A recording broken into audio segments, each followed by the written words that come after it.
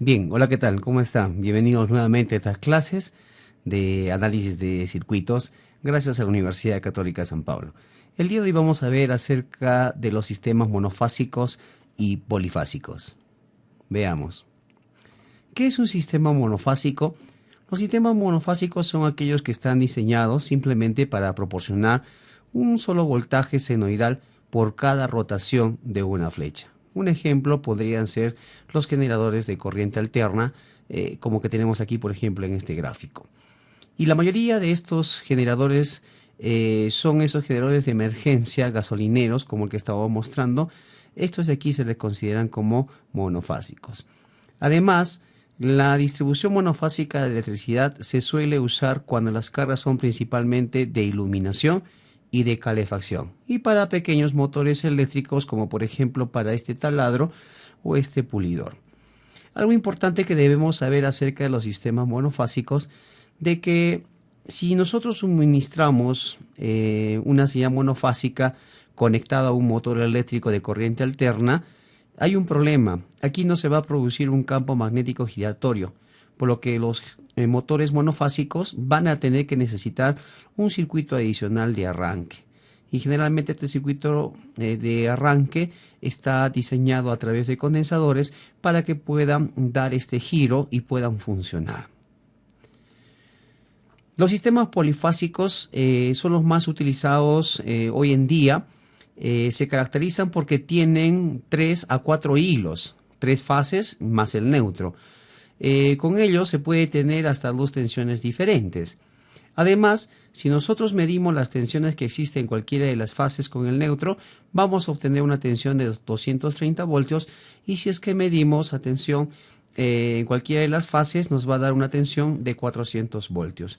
Ejemplo, aquí nosotros estamos tomando de fase a fase y por lo tanto vamos a obtener voltajes entre punto a punto de 400 voltios.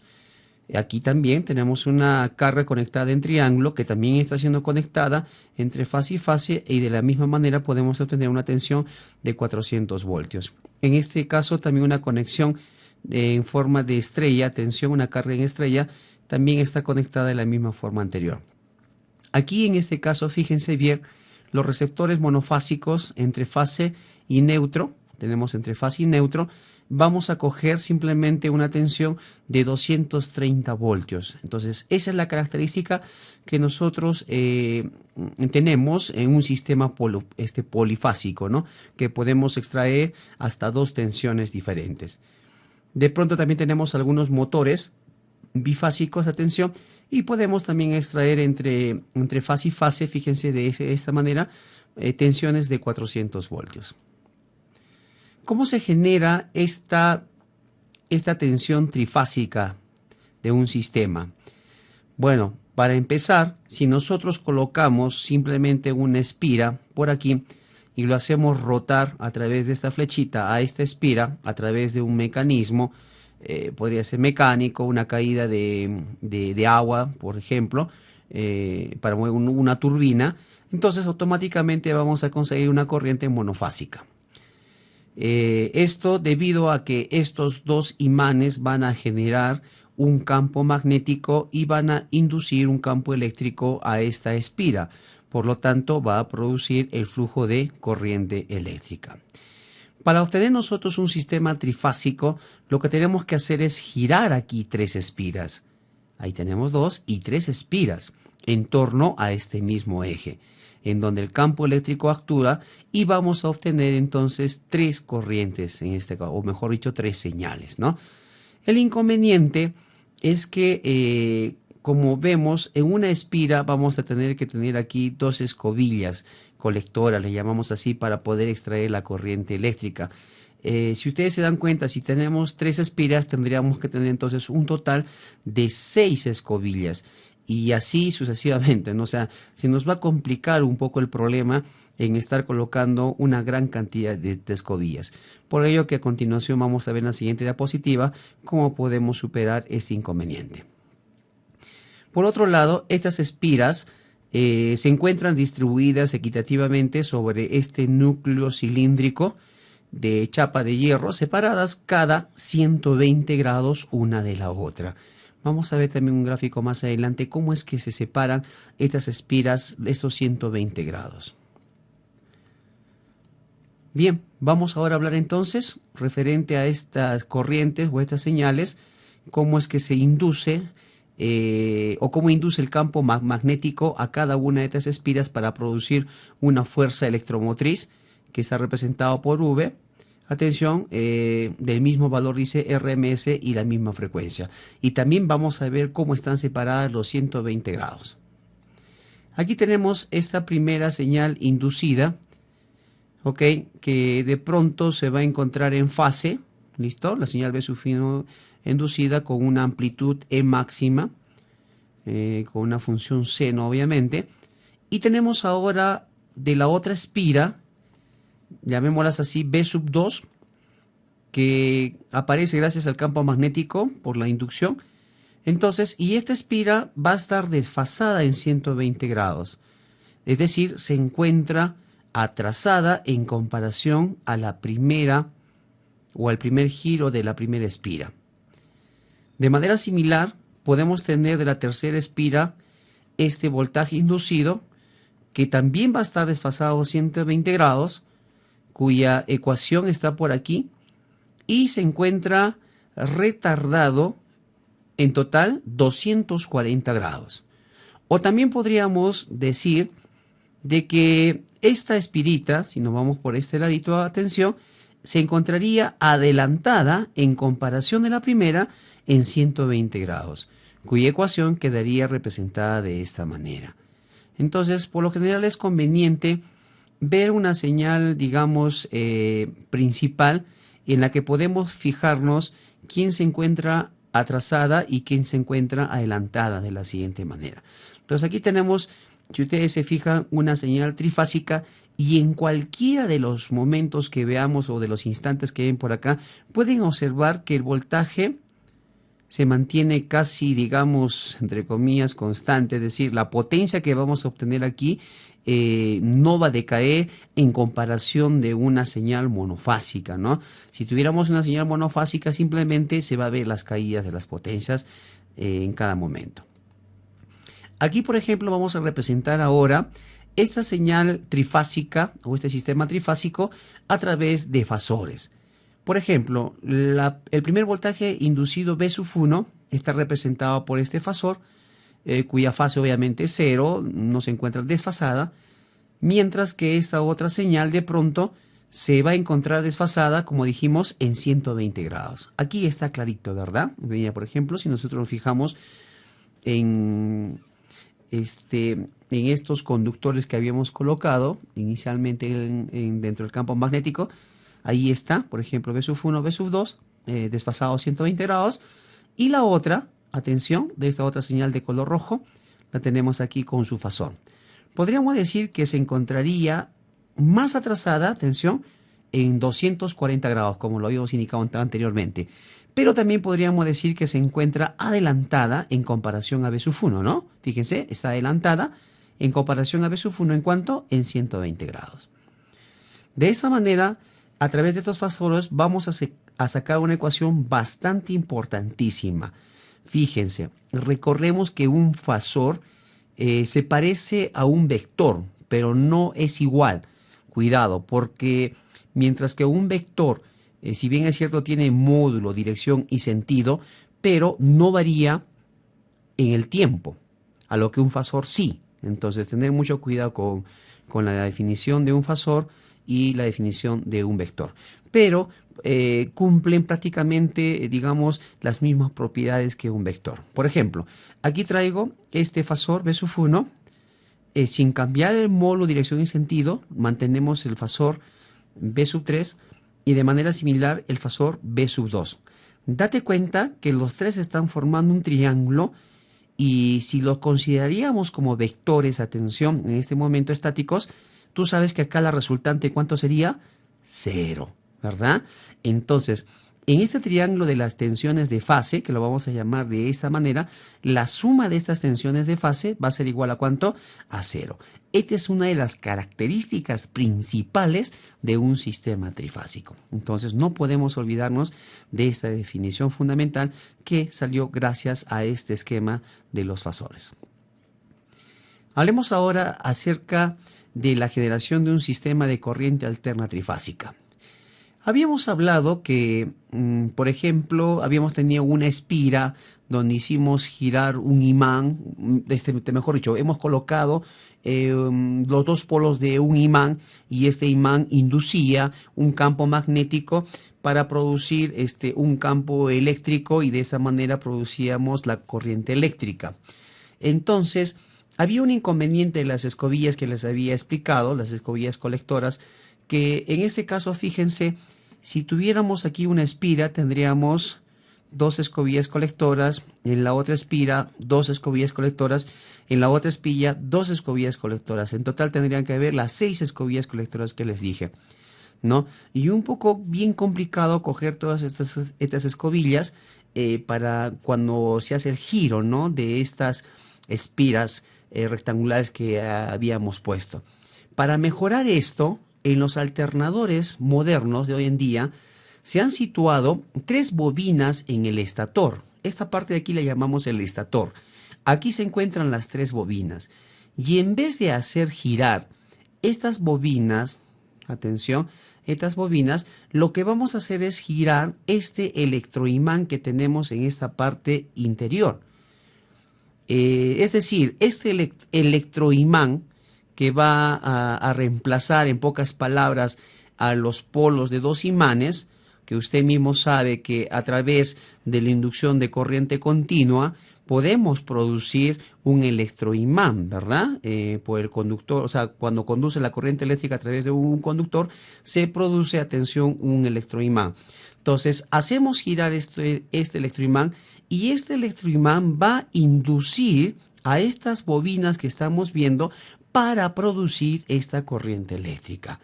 Entonces, de esta manera ya no vamos a necesitar las 6 escobillas que habíamos comentado. Y es más, aún todavía, este polo X, este polo Y y este polo Z lo podríamos unir en un solo polo que a continuación vamos a ver que va a representar el polo o la línea neutra. Y por otro lado tendríamos las otras 3 líneas, ¿no? Que vendría a ser B1, B2 y B3. Por eso que habíamos comentado en las anteriores diapositivas que un sistema trifásico se caracterizaba porque presentaba 3 hasta inclusive 4 líneas, ¿cierto? Entonces de esta manera nosotros estamos simplificando y mejorando cada vez un sistema trifásico. Por otro lado, quiero comentarles que los alternadores son capaces de entregar tensiones de 10 hasta 20 kilovoltios y corrientes hasta cientos de amperios. Entonces, por ello es muy importante entonces considerar estos alternadores como una alternativa de un sistema trifásico. Bueno, aquí tenemos la explicación, ustedes lo pueden leer con mucha más calma, referente al rotor, que habíamos dicho que se situaba en el electroimán, que se ha alimentado por corriente continua, generaba este campo magnético, ¿verdad? Por otro lado, en la rotación, es importante saber eso también. Aquí fíjense bien cómo está distribuido las bobinas que habíamos dicho, o mejor dicho, las espiras, ¿no? Rectangulares. Entre ellas, mira, aparece 120 grados. Y esa es la característica fundamental. Y más adelante vamos a ver que estas bobinas se van a encontrar equilibradas. ¿Y qué significa equilibradas? Bueno, vamos a verlo poco a poco. No nos adelantemos, con calma. Lo importante es de que entre ellas siempre forman ¿cuánto? 120 grados. Bueno, también cabe mencionar que existen 2 formas básicas de conexión con las bobinas. En este caso estamos viendo que es un tipo de conexión estrella. ¿Listo? Va a existir la otra que es un tipo de conexión triángulo. Y de entre las que están más utilizadas hoy en día es la forma en estrella. Vamos a ver algunos ejemplos en las siguientes diapositivas.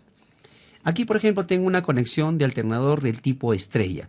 Si ustedes se dan cuenta, aquí tenemos las 3 bobinas y tenemos el neutro, ¿no? Como que ya le hemos juntado ese X, Y y Z anteriormente que hemos visto del alternador y ahora está simplemente convertida en una conexión neutra. Podemos representar al alternador de esta manera, las tres líneas de conexión y el neutro. Si ponemos las líneas de transmisión, en este caso una línea trifásica, a una carga trifásica, inmediatamente lo que van a hacer las cargas, usted ya sabe, es producir corriente eléctrica. Y estas corrientes vamos a conocerlas más adelante como las corrientes de línea. Pareciera que las corrientes de línea, en este caso, usted se va a dar cuenta, va a producir una corriente total que va a ser I sub n, pero no va a ser así. Va a haber cosas muy interesantes que vamos a ver a continuación. Por otro lado, vemos que hay unas tensiones de línea por acá. La diferencia, no te vas a olvidar, estas son tensiones de fase, ¿de acuerdo? Porque salieron de las ondas, recuerda, tensiones de fase, y estas representarían las tensiones de línea. Tensión de línea 1, 2. Fíjense en la característica, porque estamos conectando 1, 2. La tensión de línea 2, 3. Y finalmente la tensión de línea 3, 1. Date cuenta de la característica. Estas dos están apuntando hacia arriba y esta está apuntando hacia abajo. Y la pregunta es, ¿y por qué? Bueno, vamos a verlo después también. Aquí vamos a través de un grafiquito, vamos a analizar cómo es y por qué se escribe estas tensiones de línea de esta manera. Por otro lado, las tensiones de fase que podríamos obtener a tensión de estas bobinas se encontrarían conectando con esta línea neutra. De la línea neutra a la tensión 1, de la línea neutra a esta línea número 2 y de la línea neutra a la línea 3. Y fíjate en las características, ¿no? Tendríamos 1, 0, 2, 0 y 3, 0. ¿Qué es una tensión de fase? ¿Qué es una tensión de línea? Lo vemos ahora. Tensiones de fase, simplemente llamadas también simples, se representa con B sub F, que vienen a ser el B110, el B120 y el B30. Repito, B110, B20 y el B30. Son los voltajes que se extraen directamente de la bobina del alternador. Las intensidades de línea, que están representadas por I1, I2, I3 y IN. Bueno, acá no se nota muy bien, pero acá tenemos I1, I2, I3 y el IN. Y son las que se producen, ¿ya?, en el momento que se conecta estas cargas, que se llama la carga del receptor. Cuando conectamos la carga del receptor, inmediatamente te dije que aparecían estas corrientes de línea. Y la suma te dije como que va a dar un resultado aparentemente grande, que va a ser este IN. Bueno, a un principio, como les comentaba, el conductor neutro se puede pensar que lleva una gran cantidad de corriente, pero como dice aquí, no va a ser así, ya que cuando las cargas son iguales, o sea, cargas equilibradas, la corriente que circula por este conductor es igual a 0. Por lo que en ciertas ocasiones podríamos hasta inclusive anularlas. Es decir, cuando encontremos cargas equilibradas, atención, cargas equilibradas como este caso, esta línea va a estar por demás, por lo tanto no la vamos a considerar. Si cambia la cuestión esta que no son equilibradas, entonces vamos a tener problemas. Habría que considerarla. ¿Qué es una tensión de línea? La tensión de línea se va a representar de ahora en adelante con B sub L. Y vienen a ser, aquí mucho cuidado por favor, es el B12, el B23 y el B31. Mucho cuidado por favor, tengan cuidado con esta parte de acá. También se les llama compuestas, porque vamos a ver de que estas tensiones de línea van a salir gracias a las tensiones de fase. Vamos a encontrar pequeños circuititos por acá que nos van a dar a conocer estas tensiones de líneas y es por eso que también se llama tensiones compuestas. Veamos, ¿cómo calcular las tensiones de línea o compuestas? A partir de las tensiones de fase. Aquí tenemos nuestro primer circuito, recuerden, del alternador. Teníamos 1, 2 y la primera tensión de línea 1, 2. Si hacemos circular la corriente en este sentido, observar, tendríamos entonces la tensión de fase B10 menos la tensión de línea B12 porque apunta para arriba y menos, fíjate en la corriente acá, la tensión de fase V20. Entonces sacaríamos esta ecuación, repito, la tensión de fase V10 menos la tensión de línea 1, 2 menos la tensión de fase V20. Y esto igualamos a 0. Si despejamos la tensión de línea, date cuenta lo que me sale, que simplemente va a ser la tensión de la fase 10 menos la tensión de la fase 20.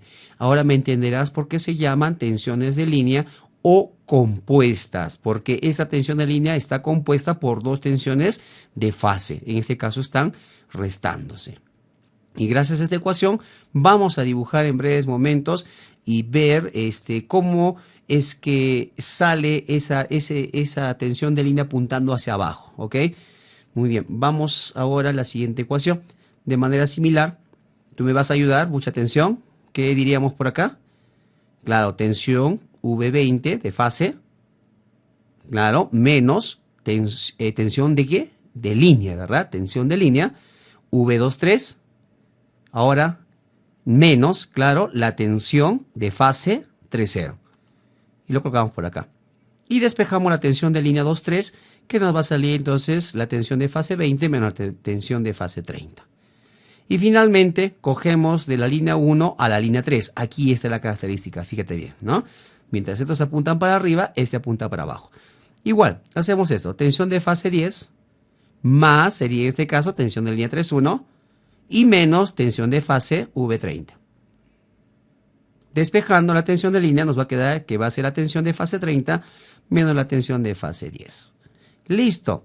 Bueno, aquí yo he trabajado en base a lo que está puesto en el gráfico anterior, pero en realidad hemos debido de trabajar con sus fases respectivas. Observa esto.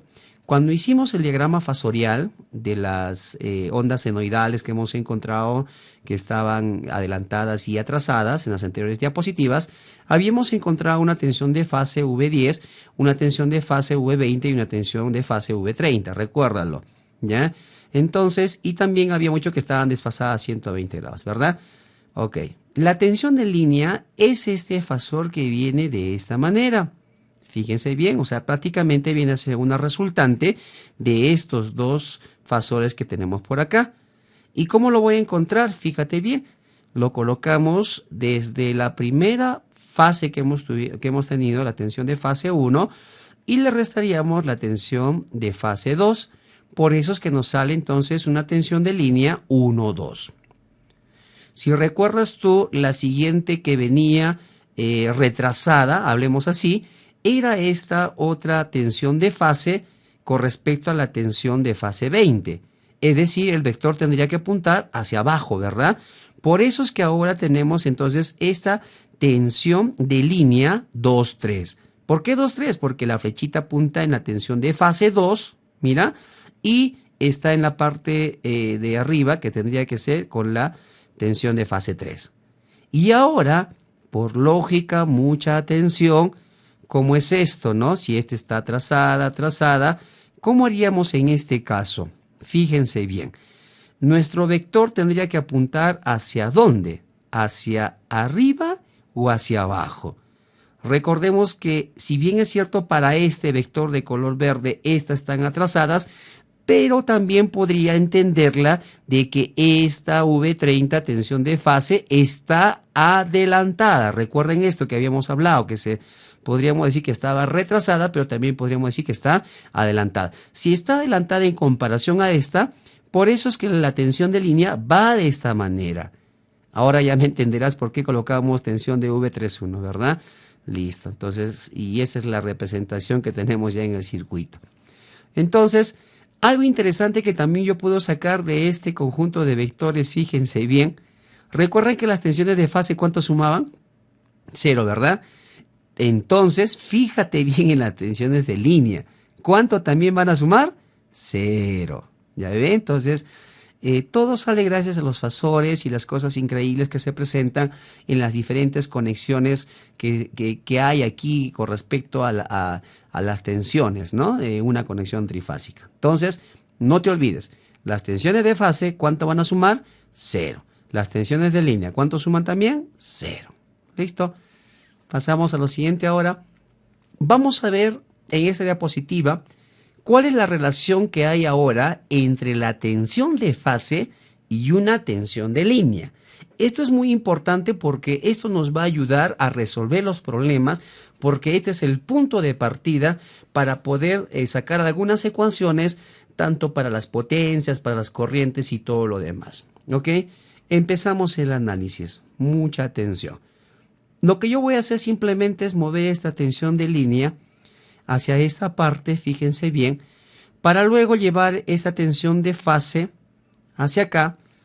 Y bueno, pues para poder encontrar esta resultante que viene a ser la tensión de línea, tendría que invertir este vector, ¿verdad? Y al invertirlo sabes que va a cambiar de signo. Nos va a quedar así. Ahora sí puedo decir entonces que la tensión de fase 10 y la tensión negativa de fase 20 es igual a esta tensión vectorialmente, ¿verdad? Listo, pero bueno, pues vamos a analizar ahora los demás de esta manera. Igual llevamos esto por acá, cambiamos el sentido, va a quedar negativo. De igual forma traemos esta tensión de línea por acá, traemos la tensión de fase por aquí, invertimos el signo, perdón, el sentido y va a cambiar de signo. Listo. Ahora, ¿qué voy a hacer? Fíjense en esta parte de acá. Si nos damos cuenta, mucha atención, este triangulito que observamos nosotros por acá, listo, va a tener un angulito de 120 grados acá. Y tú me dirás, ¿por qué? Porque este fasor con este fasor obviamente están en paralelos. Y si son paralelos, ya sabes, tenemos ángulos alternos internos, ¿verdad? Y son iguales. Correcto. Además, podemos darnos cuenta que cuando las cargas están equilibradas, mucha atención, el módulo de estas fases, atención de estas fases, ¿cómo van a ser? Iguales, ¿verdad? Porque hemos dicho entre tensión de línea a línea extraíamos una misma tensión que era de 400 voltios y de las otras sacábamos 230 voltios, etcétera, ¿verdad? Entonces, modularmente, atención, hablando, las fases aquí, las tensiones de fase serían iguales. Y si son iguales, estaría hablando de un triángulo isósceles, recuerda esto. Y si es isósceles y al tener acá 120, de hecho que esto va a ser, atención, 30 grados y aquí también 30 grados. Ahora, ¿qué hago? Hábilmente, fíjate que ya apareció una altura por acá. ¿Esto para qué, profesor? Para sacar una relación entre la tensión de fase y la tensión de línea. ¿Qué voy a hacer? Si yo aplico acá el coseno de 30, te vas a dar cuenta que el coseno de 30 va a ser igual, atención, coseno recuerda que es el cateto adyacente sobre la hipotenusa, ¿verdad? ¿Cuánto vale este valor de aquí? Bueno, que no lo he colocado, pero este valorcito, fíjate bien, sería la mitad de ¿quién? De toda esta tensión de línea. Claro, porque es un triángulo isósceles, recuerda. Entonces, tendríamos tensión de línea B12 sobre 2. ¿Sobre quién? Sobre la hipotenusa, que sería la tensión de fase. Y bueno, pues, si nosotros despejamos de aquí simplemente la tensión de línea ahora, nos va a quedar simplemente 2 veces la tensión de fase, que ya le pasaba a multiplicar acá, por el coseno de 30. ¿Y cuánto va del coseno de 30? Simplemente raíz de 3 sobre 2. Simplificando estos dos, te va a quedar que la tensión de línea no es nada más que la raíz cuadrada de 3 veces la tensión de fase.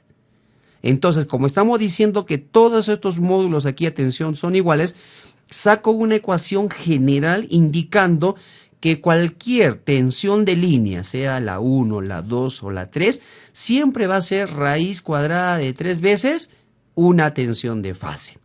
Es decir, la 1,10, la 3,0 o si quieres la 2,0, cualquiera de esas. Entonces, esta fórmula es recontra importantísima para poder resolver problemas. Entonces, no te vas a olvidar. La tensión de línea, cualquier tensión de línea, es igual a la raíz cuadrada de 3 veces una tensión de fase. O sea, hay que multiplicarla por la raíz cuadrada de 3. Además, fíjense bien que para un circuito inductivo, recordemos que la corriente siempre va retrasada, ¿verdad? Por eso que también podríamos colocar acá de esta manera. Y también podríamos decir en este caso que la suma de estas corrientes, al igual que las fases, también ¿cuánto van a sumar? 0. Por eso te decía que anteriormente podríamos pensar, atención, que la corriente neutra o la línea neutra va a ser una suma de todas esas corrientes, pero no era así, Porque cuando tenemos un sistema de cargas equilibradas, ojo, equilibradas, o sea, iguales, atención, ahí la corriente, atención, la suma de todas las corrientes, date cuenta que va a ser igual a ¿cuánto? A cero, igual que las tensiones de fase. Por eso es que para un sistema equilibrado podemos obviar este neutro y ya no colocarlo. Conexiones de los receptores. Bueno, vamos a ver qué dice por acá. Una vez que disponemos, dice, de un sistema trifásico, ya, un sistema trifásico lo tenemos por acá. Este es un sistema trifásico, ¿de acuerdo? Podemos conectarle, dice, cargas en triángulo, en estrella, o inclusive cargas monofásicas conectadas entre fase y neutro, o inclusive entre fases. En este caso yo voy a colocar una carga trifásica, fíjate bien, que aquí va a estar en estrella. ¿Listo?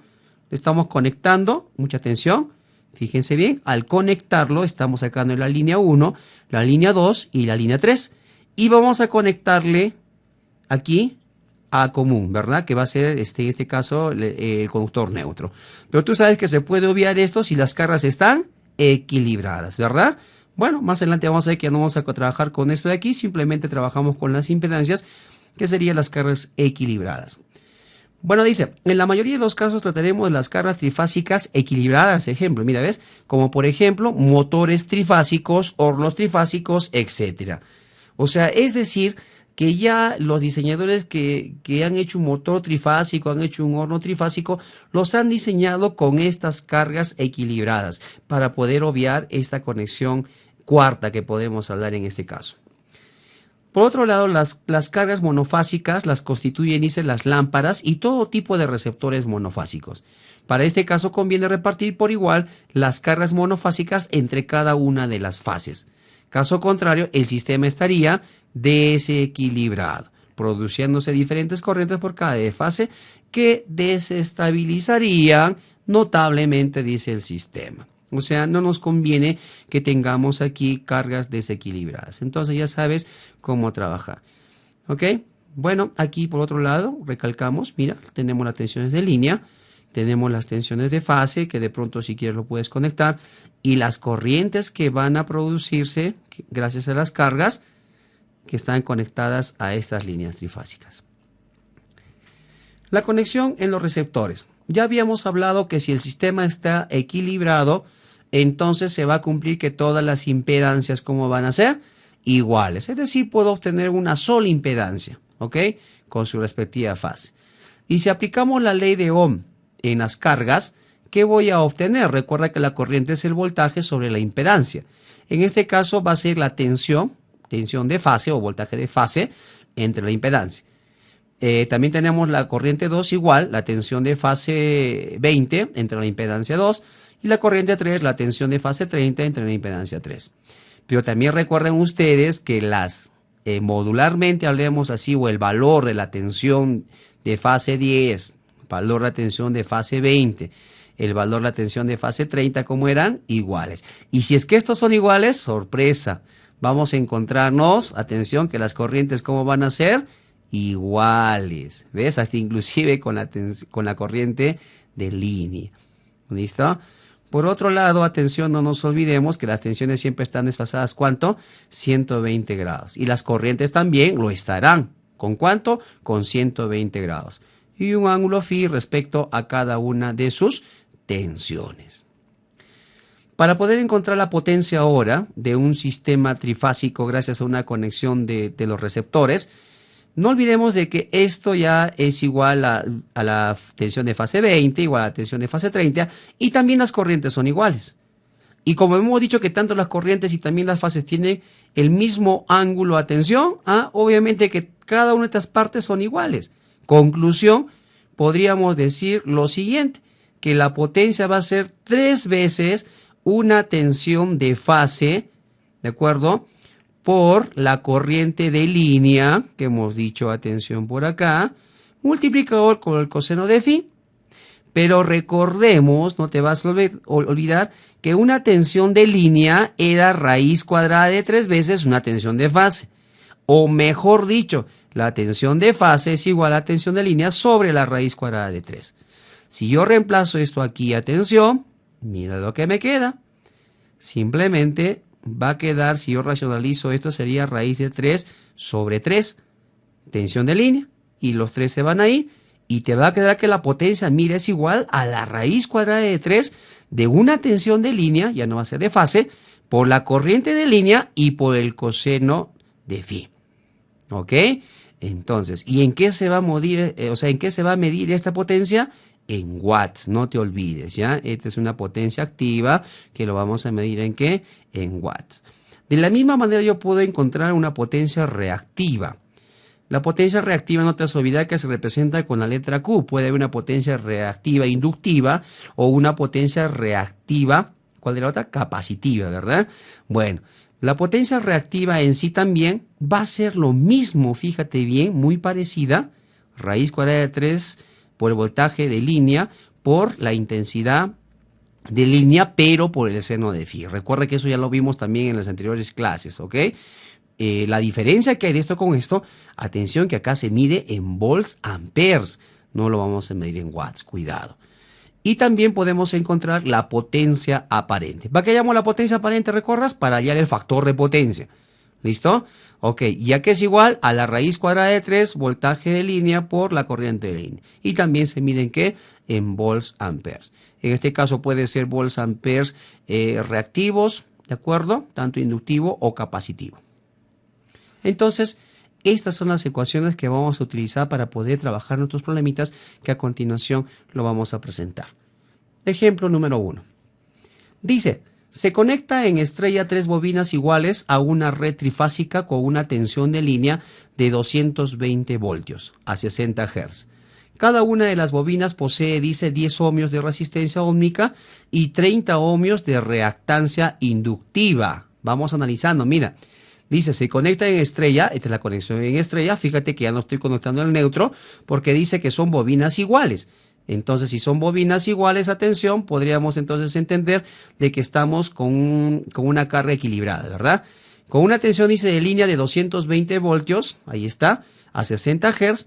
Cada una de ellas posee, dice, bobinas de 10 ohmios, atención, una resistencia interna ósmica y 30 ohmios de reactancia inductiva. Aquí está. La pregunta es calcular la corriente de línea, el coseno de phi, que bueno, esto va a representar el factor de potencia, ¿verdad? La potencia reactiva y la potencia aparente. Bien, lo primero que vamos a hacer es el cálculo de las impedancias, pues, ¿no? Como tenemos un elemento resistivo y un elemento inductivo, recuerda que esto lo podemos encontrar aplicando al Pitágoras, ¿verdad? Porque hay un triangulito de fases. La fase de una resistencia, tensión, es horizontal, ¿verdad? O sea, la fase va a ser cero, eso, o sea, es un fasor horizontal. Mientras que de un inductor va a ser vertical, formando 90 grados hacia arriba, ¿verdad?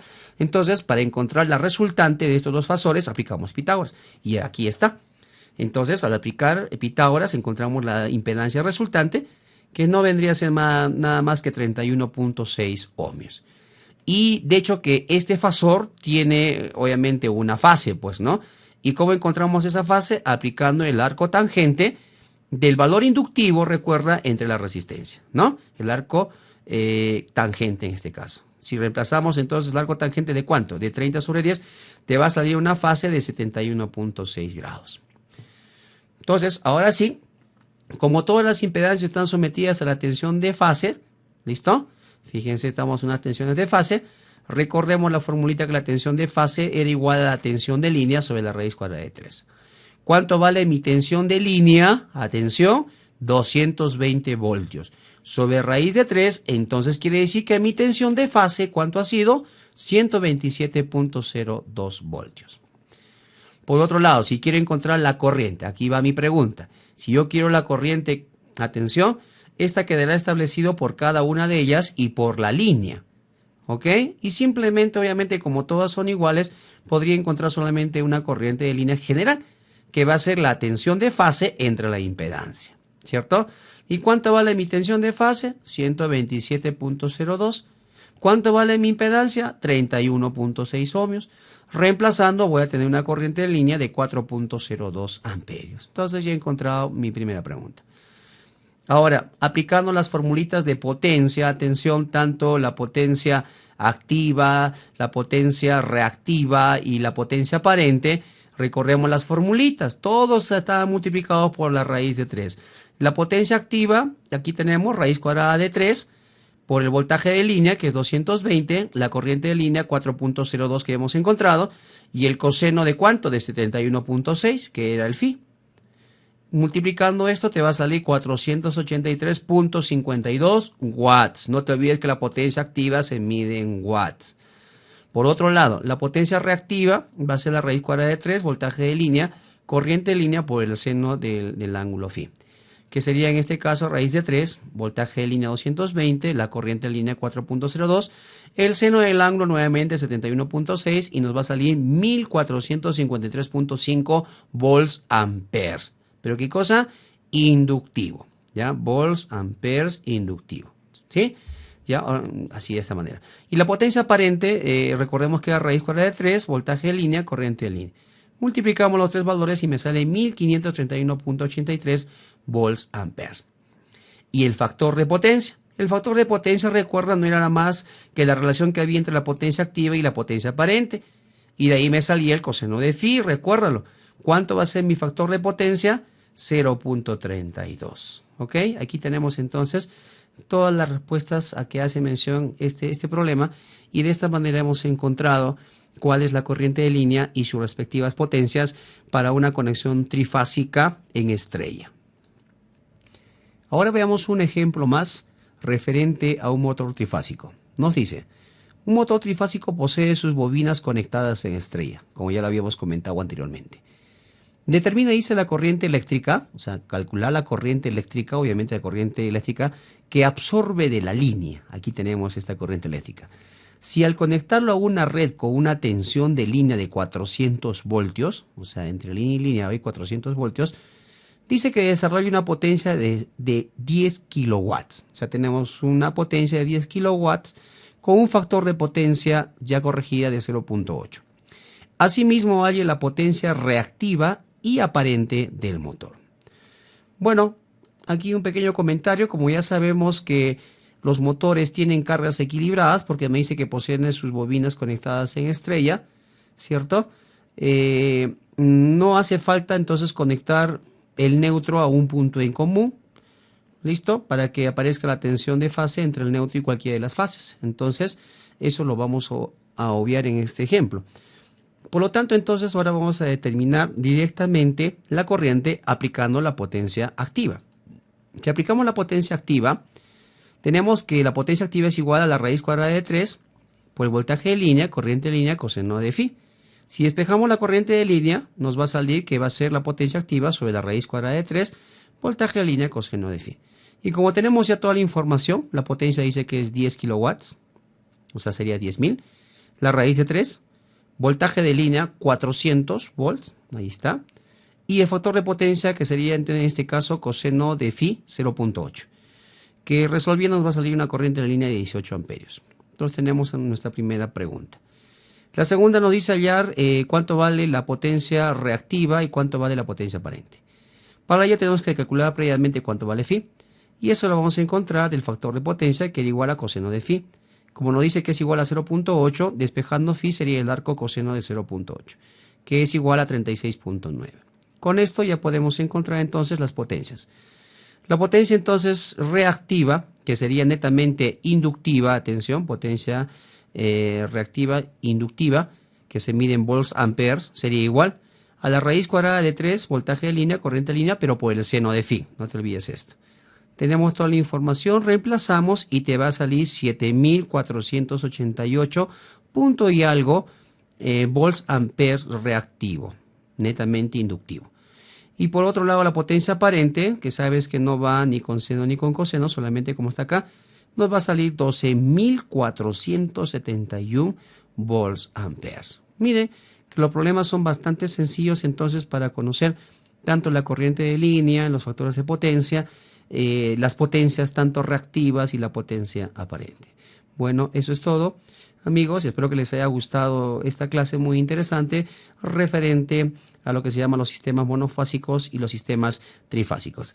No se olviden de suscribirse, ahí tenemos la página, atención. Si te ha gustado el video, ponle un clic ahí y muchas gracias. Hasta la próxima oportunidad.